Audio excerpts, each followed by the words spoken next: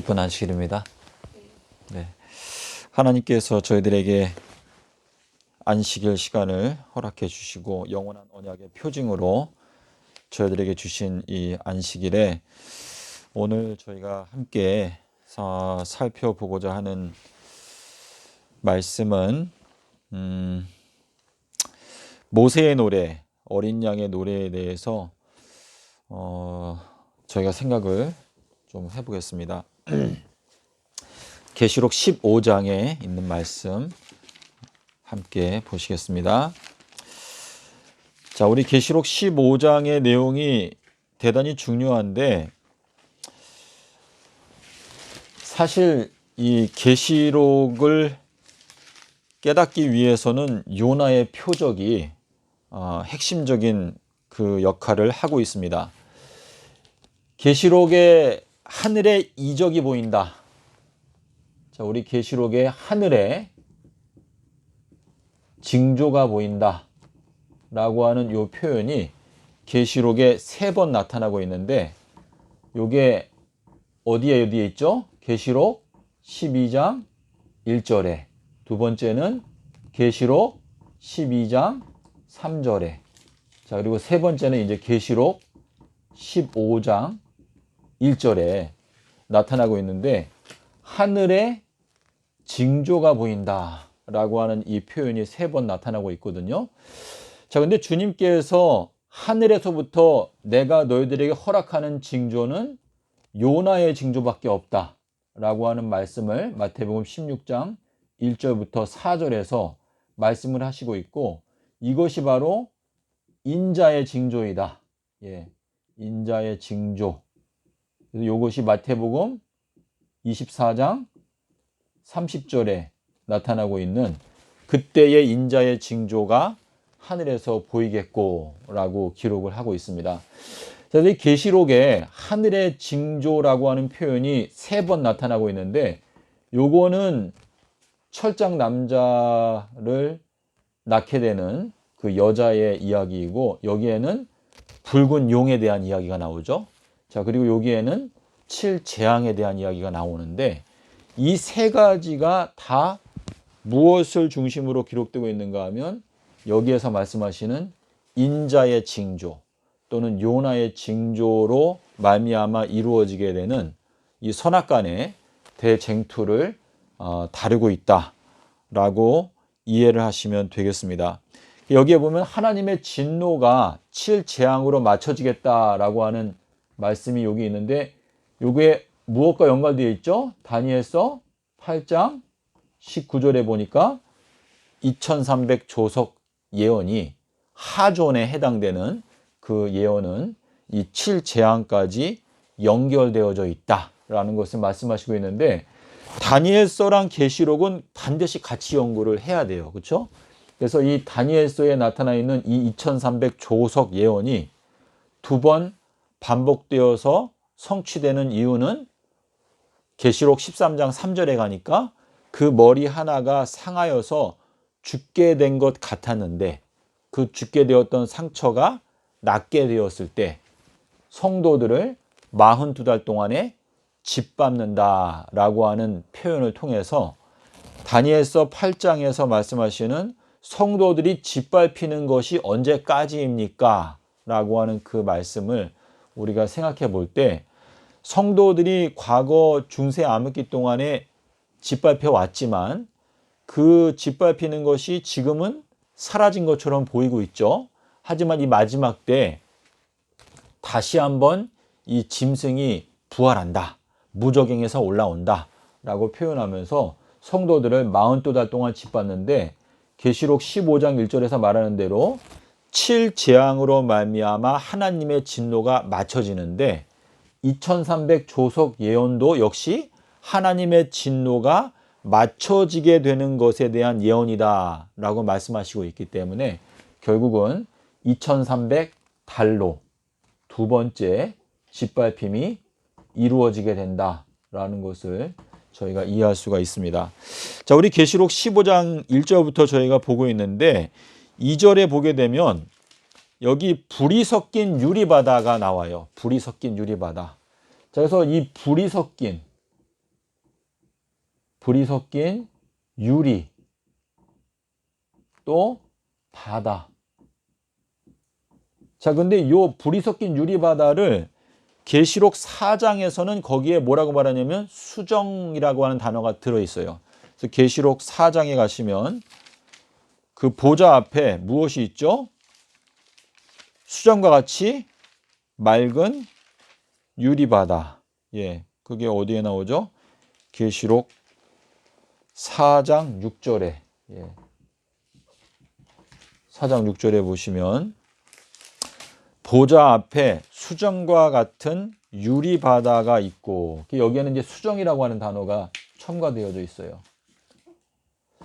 자, 그래서 지금 여기에 살펴보는 요 표현들을 생각할 때 여기 계시록 15장 2절에서 뭐라고 말하고 있죠? 짐승과 또 그의 우상과 또 그 짐승의 이름의 수를 이긴 자들이 어디에 서 있다? 불이 섞여 있는 유리바다 위에 서 있다. 그러니까 유리바다 위에 서 있다라고 하는 표현은 베드로가 바다 위를 걸어갔다라고 하는 표현이랑 같은 것인데, 베드로는 예수님께서 요나의 아들이다라고 말씀하셨는데, 만일 주시어든 제가 걸어가게 해주십시오. 그래서 걸어가다가 왜 빠졌죠?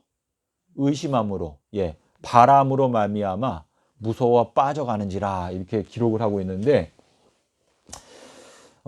지금 여기 말씀하시는 요 표현들을 생각하면서 성도들이, 그러니까 이긴 자들이죠. 이긴 자들이 이 바다 위에 서 있다. 근데 그 서 있는 자들이 무엇을 가지고? 검은 고를 가지고 무슨 노래를 부르죠?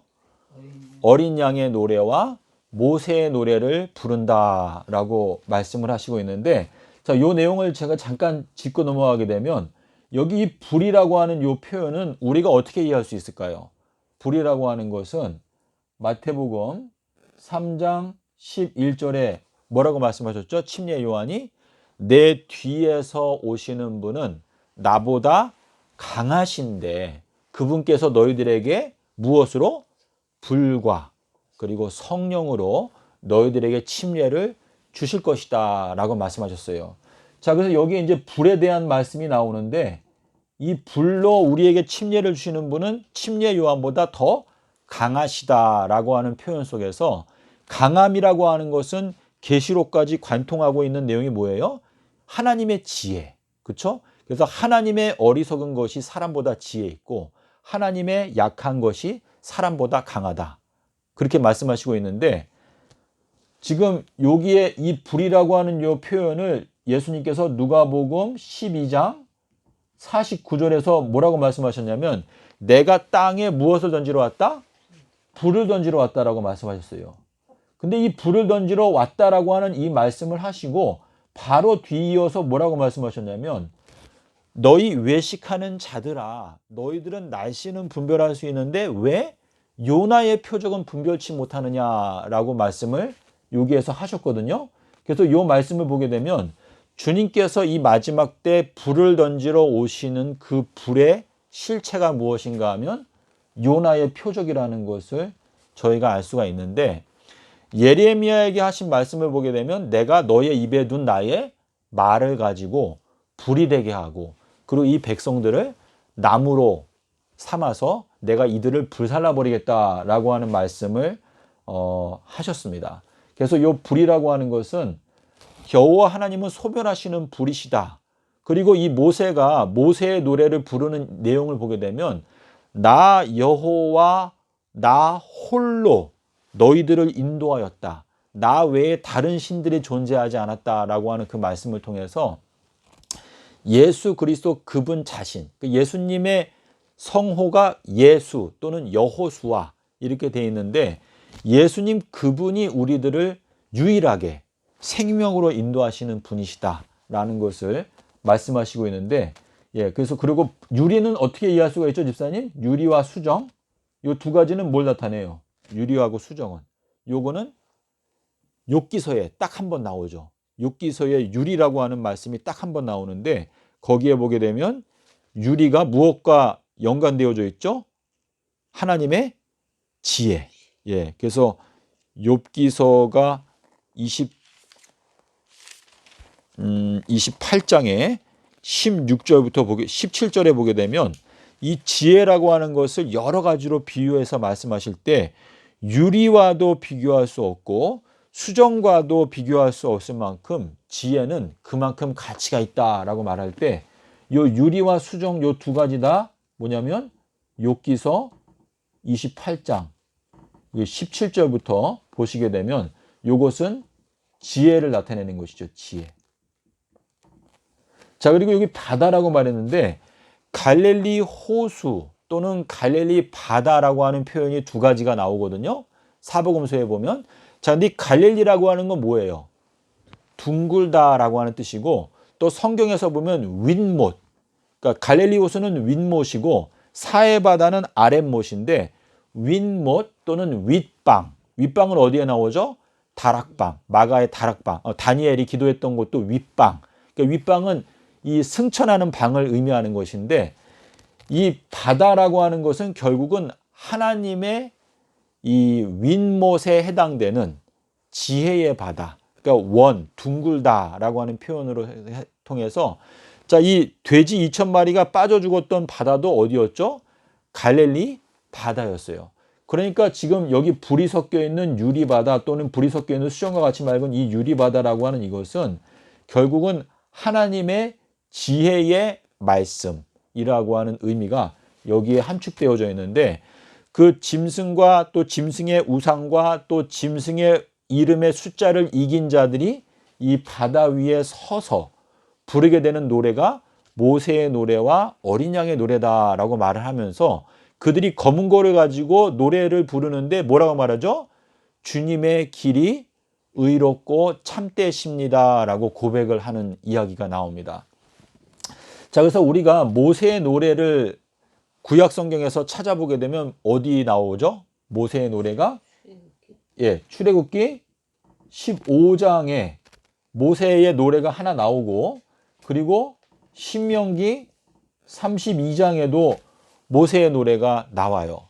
자, 그래서 이 두 가지 모세의 노래를 우리가 생각해 볼 때 출애굽기 15장의 모세의 노래는 홍해 바다를 건너자마자 불렀던 노래가 이 모세의 노래인데 자, 홍해 바다를 건너는 이야기가 왜 중요할까요?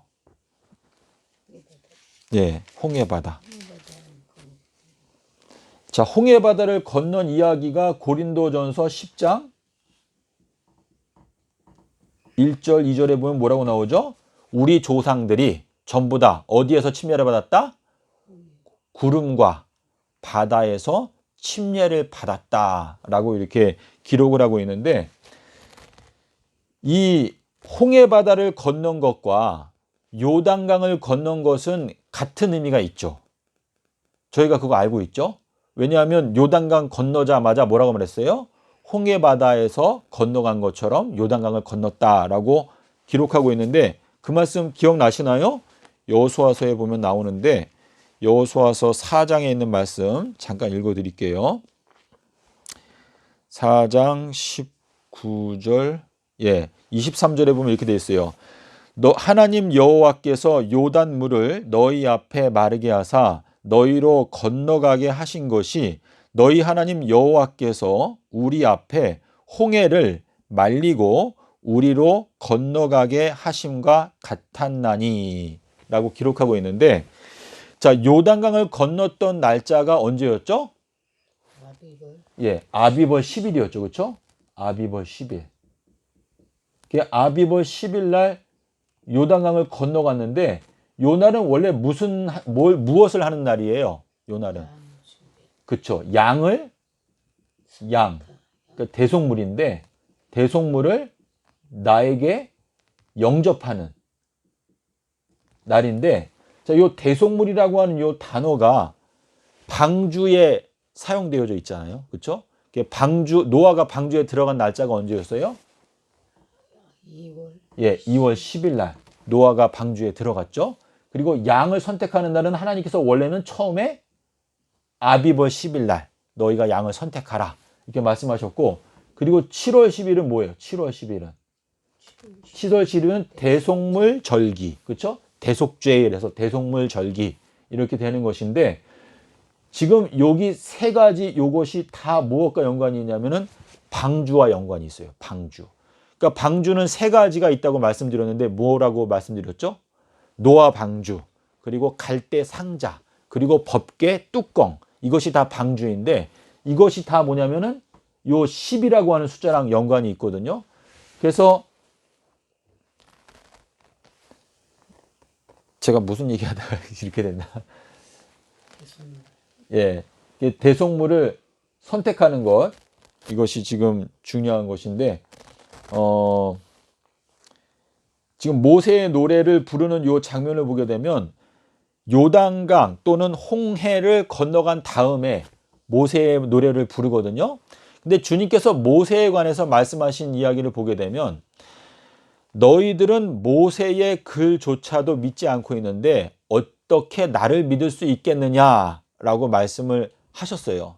그리고 누가복음 16장에는 부자와 거지 나사로의 이야기가 나오는데 이 이야기가 갖고 있는 의미가 무엇이죠? 나사로의 이름의 뜻이 뭐라고 그랬어요? 우리를 도와주시는, 도와준다라고 하는 뜻인데 이사야서 41장 10절에서 내가 참으로 너를 도와주는데 무엇으로 도와준다? 의로운 오른손으로 도와준다라고 하는 말씀을 통해서 나사로가 부활한 것이나 거지 나사로가 아브라함의 품에 안긴 것이나 이게 같은 하나님의 도우심으로 말미암아 구원을 얻게 되는, 그러니까 하나님의 의로운 오른손으로 구원하신다라고 하는 의미인데 누가복음 16장에서 이 부자와 거지 나사로 이야기를 하시면서 예수님께서 무슨 말씀을 하셨냐면 심지어 죽은 자들 가운데서 어떤 사람들이 부활을 해가지고, 다시 말해서 지옥불에서 그 고통을 당하던 어떤 사람이 거기에서 살아나와가지고 이 세상에 있는 사람들에게 내가 지옥에 가보니까 너무나 고통스러우니까 너희가 제발 이 세상에 있을 때 죄를 짓지 말고 하나님께 순종하면서 살아라 라고 아무리 호소를 한다 하더라도 그래도 말을 듣지 않을 것이다 라고 하는 말씀을 하시면서 주님께서 뭐라고 말했죠? 모세와 선지자들에게 권함을 받지 아니하는 사람들은 혹시 지옥에서 어떤 사람이 살아나와 가지고 너희들을 권면한다 하더라도 그 권면을 듣지 않을 것이다 라고 말씀을 하셨죠.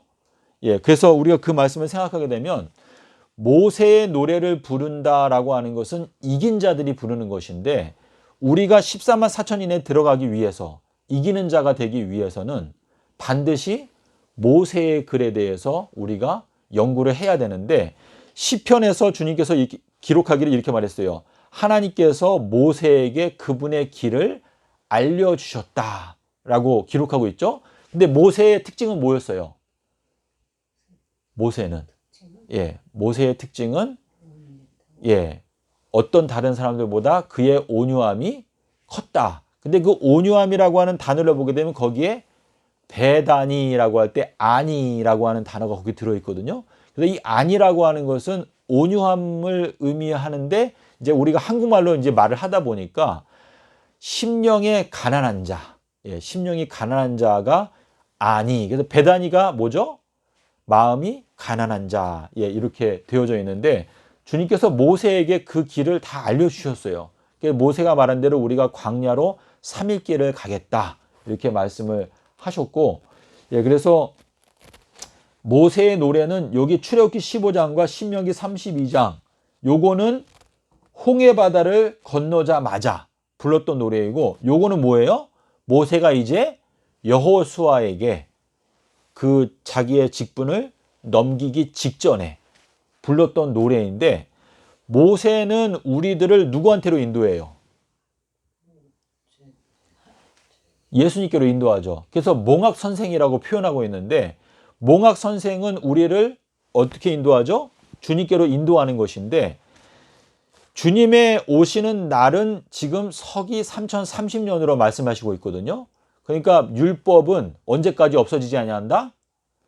천지가 없어지게 될 때까지는 율법은 없어지지 아니한다라고 말씀하신 이유는 서기 3030년까지, 서기 3030년에 무엇이 없어지죠? 계시록 21장 1절, 2절에 보면 뭐라고 돼 있어요? 처음 하늘과 처음 땅이 없어졌다라고 기록하고 있는데 우리들을 예수 그리스도께로 인도하고 우리들을 정결한 신부로 준비하기 위해서는 모세가 그 역할을 하는 것인데 결국은 3030년이 올 때까지 우리가 이 모세의 글을 보면서 주님께로 인도함을 받는다라고 하는 의미가 된다고 생각합니다. 여기서 모세의 노래를 부르는 자들이 결국은 승리하는 자들이다 라고 하는 의미가 되겠고 어린 양은 어때요, 집사님? 어린 양. 예, 어린 양에 대해서 제가 한번 말씀드린 적이 있는데 계시록에 나오는 이 어린 양 요거는 사복음서나 다른 신약 성경에는 안 나와요. 이 어린 양이라고 하는 요 단어가 계시록에만 나타나고 있는 요 단어가 문법적으로 보면 지소형이에요. 지소형. 자, 지자는 지극하다라고 하는 뜻이고 소자는 작을 소자. 형. 그래서 뭐냐면 가장 작은 형태라고 하는 뜻인데 계시록에만 이 어린 양이라고 하는 표현이 나오는데 거기 어린 양이라는 표현이 단어가 가장 작은 어린 양이라는 뜻이야. 가장 작은 어린 양. 자, 근데 요 어린 양이 딱 한 번 어디에 나오냐면 요한복음 21장 15절에 나오는데 좀 펴서 봐야 될 것 같은데 요게 좀 중요하거든요. 요한복음 21장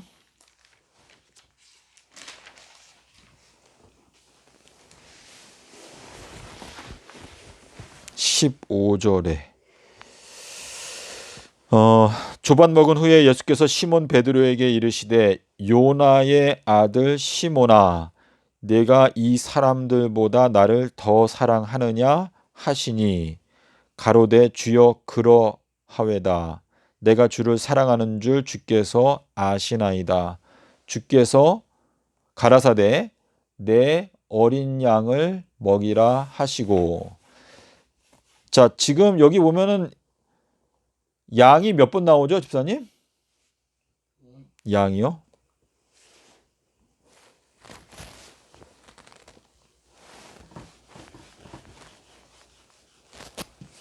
양이 3번 나오죠?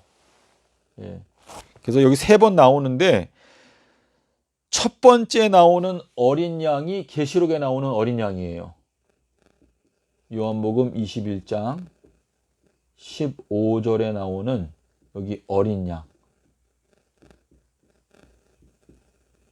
어린 양이 바로 계시록에 나오는 어린 양이에요. 두 번째는 어디 나오죠? 16절에 내 양을 치라. 또 17절에 내 양을 먹이라. 이렇게 되어 있는데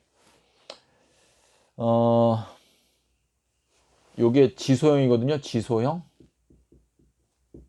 요거를 자세하게 이해하게 되면 예수님의 뜻을 분명하게 알 수가 있는데 요한복음 21장 15절에서 베드로한테 뭐라고 말했죠? 네가 나를 이 모든 사람들보다 더 사랑하느냐. 자, 더 사랑하는 더자가 붙은 거는 첫 번째 물어보신 거에만 나와요. 예? 그 첫 번째 물어보시되 네가 나를 이 모든 사람들보다 더 사랑하느냐. 근데 거기에서 사랑이 뭐죠? 헬라어로? 아가페. 예. 맨 처음에는 아가페라고 하셨고 그 다음에는 이제 필레오라고 하셨는데 지금 여기 요한복음 21장 15절부터 17절까지가요.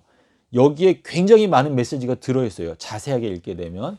그래서 더 사랑한다라고 하는 이 표현은 결국은 주님께서 뭐라고 말씀하셨냐면 나에게 오는 자가 형제 자매 모친 심지어 자기 자신의 목숨까지도 미워하지 아니하면 능히 나의 제자가 될 수 없다라고 하는 말씀을 하시면서 예수님의 완전하신 사랑을 가장 먼저 발견하는 사람은 예수님의 그 완전하신 사랑을 마음 가운데 받아들였기 때문에 예수님을 다른 사람들보다 더 사랑할 수 있게 된다라고 하는 의미로 말씀을 하신 것인데 여기에서 내 양을 먹이라 라고 말씀하실 때 여기 요 어린 양이 계시록에만 나타나고 있는 가장 작은 어린 양이에요. 근데 이 계시록의 어린 양이라는 표현이 많이 나오는데 일찍이 죽임을 당한 것 같더라라고 하는 표현이 있잖아요. 예수님이 십자가에서 죽으시고 승천하심과 동시에 예수님은 사실상 돌아가신 것이나 다름이 없다. 그 표현은 뭐냐면 구름이 가리어 저를 보이지 않게 하더라. 그리고 떠나가서 숨으시니라고 되어 있는데 내가 떠나가는 것이 너희들에게 유익하다라고 하는 말씀을 하신 것은 예수님이 승천하심과 동시에 이 세상은 선악 간의 공평한 전쟁의 장소가 되었는데 사단은 사망으로 말미암아 권세를 잡게 되면서 온 천하를 꿰는 자라. 그래서 이 세상 전체가 사실상 예수님을 잃어버리는 상태가 된 거예요. 그래서 지금 이 어린 양을 먹이라라고 말씀하셨는데 주님께서 베드로를 이 주님께서 떠나신 이 세상에 목자로 세우신 것이나 다름이 없어요. 그래서 베드로, 그러니까 요나의 아들아, 너가 목자가 되어라 라고 말씀을 하시는 것은 베드로에게 베푸신 이 진리의 빛을 우리가 깨닫게 되면 우리가 베드로에게서부터 우리가 양식을 얻어먹게 된다라고 하는 의미가 들어있는 것인데 여기에 나오는 이 어린 양이 계시록에 나오는 어린 양이에요. 그래서 지금 어린 양의 노래를 부른다라고 하는 이 표현, 그러니까 우리가 지금 목적하는 목적하는 것은 어린 양의 노래를 부르고 싶은 것인데 어떻게 하면 어린 양의 노래를 부를 수 있는가? 왜냐면 이제 우리가 검은 고를 가지고 어린 양의 노래를 부르는 자들이 이긴 자들이니까 저희들이 어린 양의 노래를 배워야 되지 않습니까? 근데 어린 양의 노래를 배우려면 우리가 결국은 베드로한테서 받아 먹어야 돼요. 그렇죠? 왜냐면 주님께서 베드로한테 뭐라 그랬어요? 네가 나를 이 모든 사람들보다 더 사랑하느냐? 그럽니다. 그러니까 베드로한테 뭐라 그랬어요? 네가 나의 지극히 가른 작은 어린 양들을 먹여라 라고 말씀을 하시고 있거든요. 그러니까 결국은 이 마지막 때 이기는 자들의 특징은 뭐냐면 요나의 아들인 베드로한테서 무엇인가 중요한 진리를 배우는 자들이 어린 양의 노래를 배울 수가 있다라고 하는 의미죠. 제가 말을 잘 하려고 노력하는데 그래서 계시록 15장에서 지금 이긴 자들의 특징이 이제 우리가 지금까지 계속 배우고 있는 것인데 7교회마다 주님께서 이기는 자에 대해서 강조를 하셨는데 요한일서 5장 5절에서 예수께서 하나님의 아들이신 것을 믿는 자가 아니면 세상을 이길 자가 누구냐? 근데 그 고백을 가장 먼저 했던 사람이 베드로였거든요. 베드로가 그 고백을 하니까 주님께서 바요나 시몬아 네가 복이 있다. 음부의 문들이 너를 이기지 못할 것이다. 그러니까 음부의 문들이 너보다 강하지 못하다라고 이렇게 말씀하셨는데 자, 예수님께서 무덤 속에 들어가셨죠. 무덤 속에. 자, 무덤 속에 들어가셨을 때 이 무덤 속에 이 온 우주가 다 들어간 것이나 다름이 없어요. 왜 그런가 하면 골로새서 1장에 보면 이렇게 되어 있죠. 온 만물이 어디 안에 서 있다? 예수 그리스도 안에 서 있다라고 말했어요. 그래서 요나의 표적도 보게 되면은 큰 물고기가 요나를 삼켰다라고 말했는데 지금 이 무덤 속에 들어갔다. 근데 무덤 속에 들어갔을 때 어떻게 해서 사람들이 돌을 굴려서 그 입구를 막았다. 이거는 이 돌이라고 하는 것은 예수 그리스도 반석 또는 하나님의 그분의 그 임재, 그분의 실체를 말하는 것인데 무덤 속에 예수님께서 들어가셨을 때 우리 온 인류가 다 주님과 함께 무덤 속에 들어간 거예요. 주님과 함께 십자가에 못 박혔다라고 이렇게 말하고 있는데 주님께서 무덤에서 이 무덤을 임봉하였다. 근데 이 임봉이 뭐예요? 삼낮 삼밤 동안 그것이 임봉되어져 있었죠. 근데 그 임봉을 뗄 때 예수님께서 무덤에서 나오셨는데 이것이 결국은 이 지구 역사 마지막 끝 서기 3030년까지 이루어지게 되는 예언을 설명하시는 것이거든요. 그래서 주님께서 무덤을 열고 나오셨을 때 영생의 몸으로 나오신 것처럼 우리들도 역시 무덤의 임봉을 떼어야 그 다음에는 우리가 다니엘서에 있는 7 임봉을 깨달을 수가 있다라고 하는 의미가 되겠습니다. 예, 그래서 다니엘의 경우에 다니엘은 사자굴 속에 들어갔고 사람들이 돌을 굴려가지고 돌을 임봉했어요. 근데 다니엘이 사자의 심판을 통과하고 거기에서 나오게 되었을 때 하나님께서 다니엘에게 7 임봉의 예언을 주셨거든요. 그러니까 계시록 5장에서 말씀하시는 이 7 임봉이라고 하는 것은 유다 지파의 사자 다윗의 뿌리가 이기었으니 그가 7 임봉을 떼고 그 책을 여실 것이다 라고 하는 그 말씀은 예수님께서 무덤의 임봉을 떼고 나오셨기 때문에 그분께서 다니엘서의 그 7 임봉을 깨닫게 하실 수 있다라고 하는 그 뜻은 누구든지 예수님과 마찬가지로 무덤의 임봉, 삼낮 삼밤이라고 하는 그 비밀을 깨닫게 되면 역시 다니엘서에 있는 7 임봉을 깨달을 수가 있다라고 하는 의미인데 주님께서 다니엘서 10장에서 놀라운 말씀을 하셨어요. 자, 다니엘서 10장부터는 하존에 대한 이야기가 나오거든요. 하존에 대한 이야기가 나오는데 다니엘서 10장에서 예수님께서 다니엘에게 말씀하시기를 내가 진리의 말씀 속에 숨겨져 있는 도장을 내가 너에게 알려주겠다라고 하는 말씀을 하셨거든요. 그게 다니엘서 10장 21절이에요.